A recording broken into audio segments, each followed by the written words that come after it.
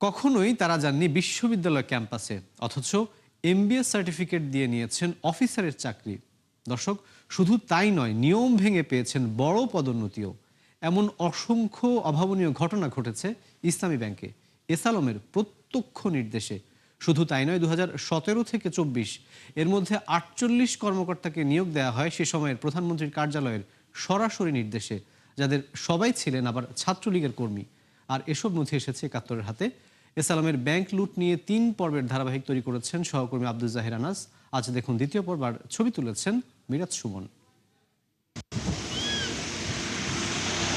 চট্টগ্রামের বাইজিদ বোস্তামির এই সাউদার্ন বিশ্ববিদ্যালয়ের সনদ দেখিয়ে ইসলামী ব্যাংকে ক্যাশ অফিসার পদে চাকরি নেন পটিয়ার আরাফাত হোসেন। কিন্তু 71-এর অনুসন্ধান বলছে আদতে তিনি পড়ালেখা করেননি সেখানে, অর্থাৎ জাল সনদ তৈরি করে তা জমা দেন ব্যাংকে।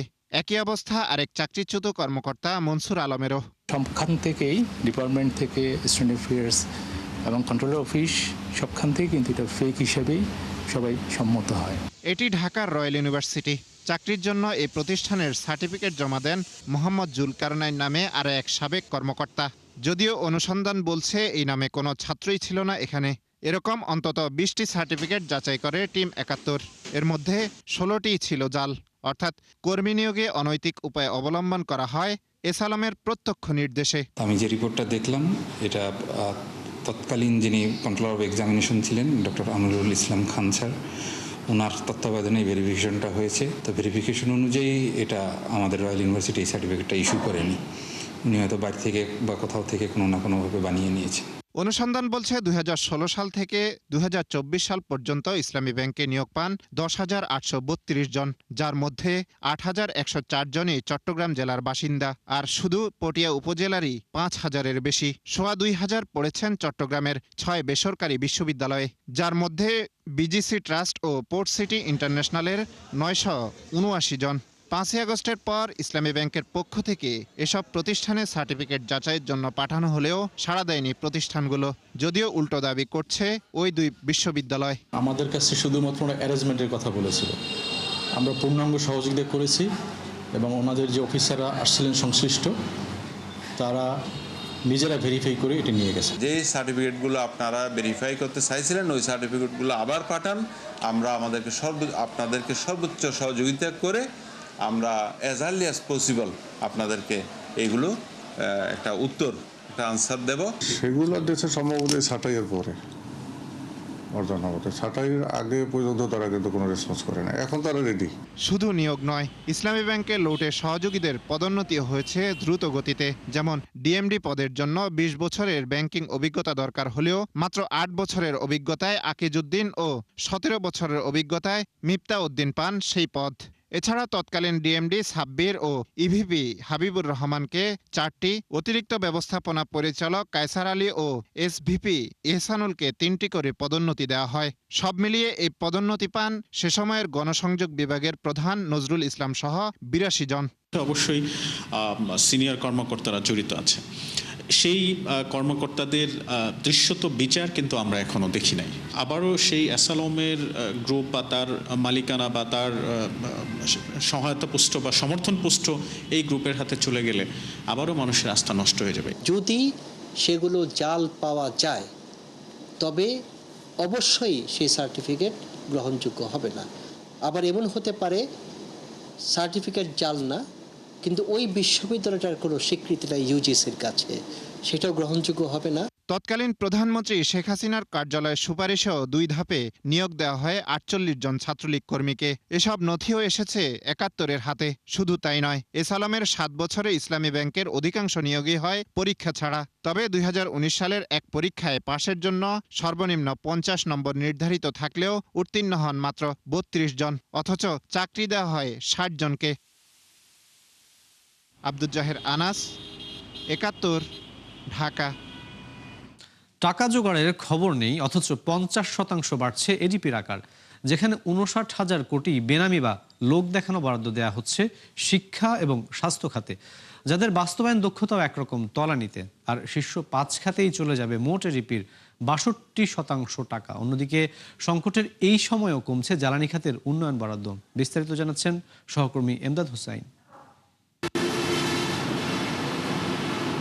7 বছর আগে করোনাকালে স্বাস্থ্য খাতের অব্যবস্থাপনা ও দুর্বলতার প্রমাণ দেখেছে দেশের মানুষ। সেই সময় এর উন্নয়নে বড় বড় কথা বলা হলেও অগ্রগতি একরকম শূন্য, যা আবারও প্রমাণ করল সম্প্রতি হামের 400-র বেশি শিশুর অনাকাঙ্ক্ষিত ও অপ্রত্যাশিত মৃত্যু। মূলত প্রকল্প বাস্তবায়নে ঘাটতি ও ব্যর্থতাই এ খাতের উন্নয়নে বড় বাধা।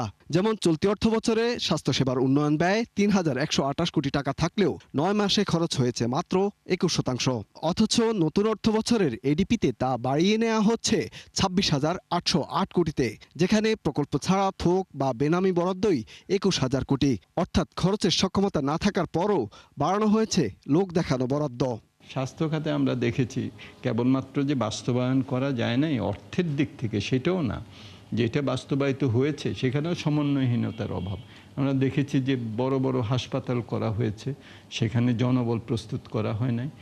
বড় বড় ইকুইপমেন্ট প্রকিউর করা হয়েছে, সেখানে সেগুলো চালানোর মতো দক্ষ জনশক্তি নাই। এই যে সমন্বয়হীনতা, এটা যাতে না হয়, শুধু অর্থ আমরা ব্যয় করেছি এই ফাঁদে যদি আমরা পড়ে যাই তাহলে কিন্তু অর্থেরও অপচয় হবে। জনগণও যেটা নাকি এই অর্থটা ব্যয় করলে তারা পাওয়ার একটা দাবি তাদের আছে এবং পাওয়ার একটা অধিকার তাদের আছে। দেশের প্রাথমিক শিক্ষার মান ও ব্যবস্থাপনাও ভয়াবহ দুর্বল। সেখানেও বড় কারণ সময়মতো ও সঠিকভাবে বরাদ্দের টাকা ব্যয় করতে না পারা। আইএমএডির তথ্য বলছে চলতি অর্থবছরে 8,054 কোটি টাকা বরাদ্দের বিপরীতে 9 মাসে ব্যয় হয়েছে মাত্র 4 ভাগের 1 ভাগ। অথচ আগামী এডিপিতে চাওয়া হয়েছে রেকর্ড 21,500 কোটি টাকা। আশ্চর্যের তথ্য হলো এই টাকার বিপরীতে নেই সুনির্দিষ্ট প্রকল্প।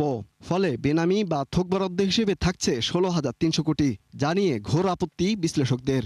থোক বরাদ্দ যদি অনেক বড় আকারে রাখা হয়, সেটা খুব স্ট্রিক্ট মনিটরিং ক্রাইটেরিয়া কন্ট্রোল যেগুলো না থাকে, তাহলে থোক বরাদ্দের অ্যাবিউজ হতে পারে, এটার অপব্যবহার হতে পারে। এবং আরেকটা হলো এই খুব বড় হলে আমাদের দেশের মন্ত্রণালয় বা বিভাগগুলোর বাস্তবায়ন সক্ষমতাটা খুব লো, যার ফলে আমাদের এডিপি ইমপ্লিমেন্টেশন কোনোদিনই খুব বাড়ালেও 80%-এর উপরে যায় না।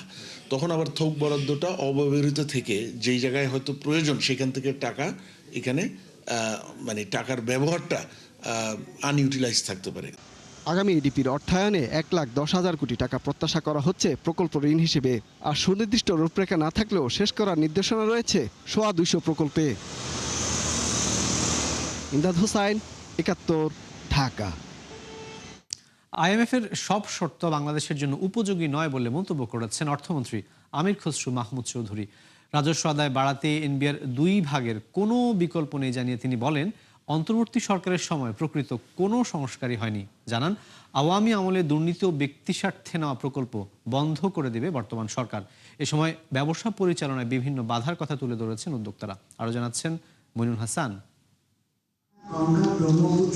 আইএমএফের সাথে চলা ঋণ কর্মসূচির কিস্তি আটকে আছে শর্ত পূরণের জটিলতায়। বিশেষ করে রাজস্ব আয়, ভর্তুকি ও সংস্কার প্রশ্নে এক হতে পারেনি দুই পক্ষ। বণিক বার্তার অনুষ্ঠানে অর্থমন্ত্রী বলেন, সংস্থাটির সব শর্ত পূরণ করা সম্ভব নয়, বরং দেশের জন্য উপযোগী উদ্যোগ বাস্তবায়নে কাজ করছে সরকার। আইএমএফ যে কন্ডিশন দিচ্ছে ওটা আমার অর্থনীতির জন্য সুইটেবল না, আমার জনগণের জন্য সুইটেবল না। উই আর ইলেক্টেড গভর্নমেন্ট, আমি জনগণের কাছে দায়বদ্ধতা আছে।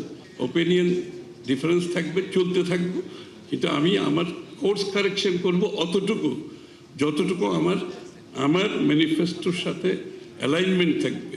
মন্ত্রী জানান, আওয়ামী আমলে দুর্নীতি ও ব্যক্তি স্বার্থে নেওয়া প্রকল্প বন্ধ করে দেওয়া হবে। এমনকি নতুন প্রকল্প গ্রহণেও থাকবে কড়া যাচাই বাছাই প্রক্রিয়া। অনেকগুলো প্রজেক্ট দুর্নীতির জন্য করা হয়েছে, ওয়েস্টেজ, দেশের কোনো মানুষের উপকার আসবে না, আমাদের কোনো এমপ্লয়মেন্ট ক্রিয়েট হবে। তো আমরা এখন সিদ্ধান্ত নিয়েছি যে প্রজেক্টগুলো করবো আমরা the project must, the investment must have value. এ সময় কর কাঠামোকে আমলাতান্ত্রিক জটিলতা থেকে বাইরে রাখার কথা বলেন তিনি। জানান, আয় বাড়াতে বিকল্প নেই এনবিআরকে আলাদা করার। ইট ইজ হাফ বেকড, এটা আসলে কোনো রিফর্ম হয়নি, যেটা এদিকেও হয়নি ওদিকেও হয় নাই, ওটাকে আমরা বিল হিসাবে আমরা সংসদে স্টপ করেছি, একটা কমিটি করেছি, এটার উপর ফার্দার ইমপ্রুভমেন্ট করে আমরা যত তাড়াতাড়ি সম্ভব বাইফারকেশন ইজ এ মাস্ট। অনুষ্ঠানে কর কাঠামো, ব্যবসার পরিবেশ ও জ্বালানি ইস্যুতে অভিযোগ করেন উদ্যোক্তারা। সরকার হওয়ার পর থেকে অনেক কিছুতে সহজীকরণ না হইয়া এটা আরো কঠিন থেকে কঠিনতর হয়ে যাচ্ছে। সুতরাং এতে করে আমাদের উন্নয়ন অত্যন্ত বাধাগ্রস্ত হবে। এনার্জি কিন্তু ভেরি মাচ আনসার্টেন হয়ে কিন্তু আছে। গ্যাস প্রতি বছর আমরা কিন্তু 100 MMSCFA কিন্তু ডোমেস্টিক গ্যাস কিন্তু কমে আসছে। ট্যাক্স বাড়লে ভোক্তার হাতের বাইরে সমস্ত প্রোডাক্ট চলে যাবে। সো আমি হাত জোর করে রিকোয়েস্ট করছি, অনুগ্রহপূর্বক ট্যাক্স বাড়াবেন না। ইরান যুদ্ধের কারণে জ্বালানি আমদানিতে অতিরিক্ত $4 বিলিয়ন ব্যয় হয়েছে বলেও জানান অর্থমন্ত্রী। বলেন 3 মাসের জ্বালানি মজুত নিশ্চিতের পরিকল্পনাও করছে সরকার। এনার্জি সিকিউরিটির জন্য আমরা চাচ্ছি 3 মাসের সিকিউরিটি যাতে আমাদের থাকে, 3 মাসের যাতে কোনো সমস্যা না হয়। মনুল হাসান, ৭১, ঢাকা। এদিকে আর্থিক খাতে কোনো রাজনৈতিক হস্তক্ষেপ করবে না বিএনপি, এক অনুষ্ঠানে কথা জানিয়েছেন অর্থমন্ত্রী আমির খসরু মাহমুদ চৌধুরী। তিনি বলেছেন, আর্থিক খাতের স্থিতিশীলতা ফেরাতে সরকার সচেষ্ট। তরুণ উদ্যোক্তাদের জন্য তহবিল ও জামানত জটিলতা দূর করতে কাজ করার কথাও জানান তিনি। একই সাথে পুঁজিবাজার ও বিএসইসি সংস্কারে সরকারের চিন্তার কথাও তুলে ধরেন আমির খসরু মাহমুদ চৌধুরী। অনুষ্ঠানে বাংলাদেশ ব্যাংকের গভর্নর মোস্তাকুর রহমান জানিয়েছেন যে 30 জুন থেকে লেনদেনের ক্ষেত্রে বাংলা কিউআর বাধ্যতামূলক করা হচ্ছে, যার মাধ্যমে বাস্তবায়ন করা হবে ক্যাশলেস সোসাইটি।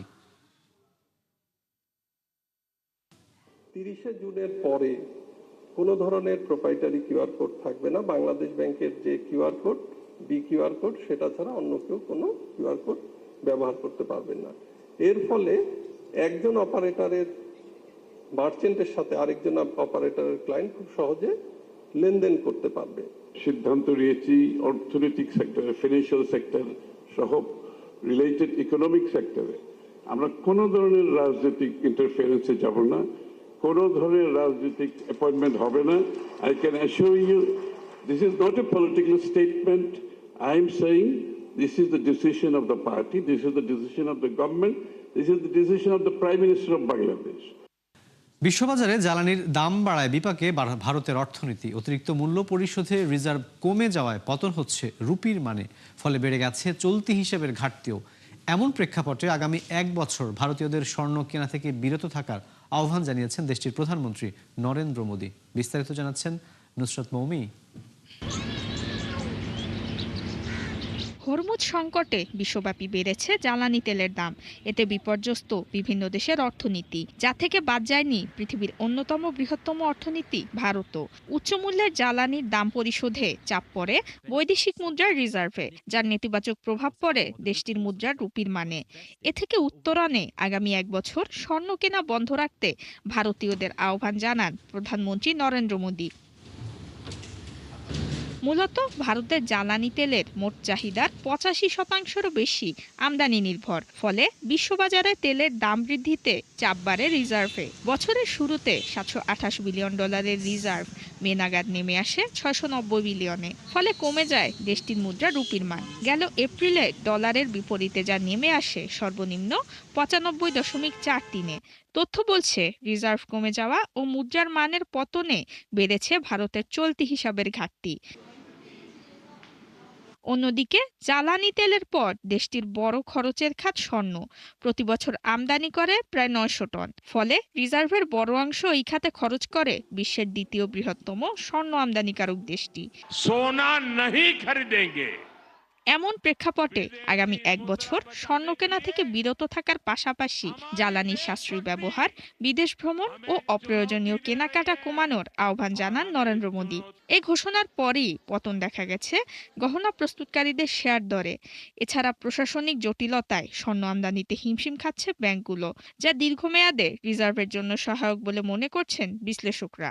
তবে স্বর্ণ আমদানিতে আপাতত শুল্ক বাড়ানোর পরিকল্পনা নেই প্রশাসনের। এদিকে ভারতের অর্থনৈতিক ও সাংস্কৃতিক জীবনের প্রায় প্রতিটি ক্ষেত্রেই স্বর্ণের প্রভাব রয়েছে। তাই মোদির আহ্বানে জনগণ কতটা সাড়া দেবেন সেটা সময় বলে দেবে। নুসরাত মৌমি, ৭১। দর্শক, ৭১ বিজনেসে ছিল এখনকার মতো। সরাসরি সংবাদ অনুষ্ঠান দেখতে চোখ রাখুন ৭১ ফেসবুক পেজে এবং সাবস্ক্রাইব করুন ৭১ ইউটিউব চ্যানেল। থাকুন ৭১-এর সাথেই।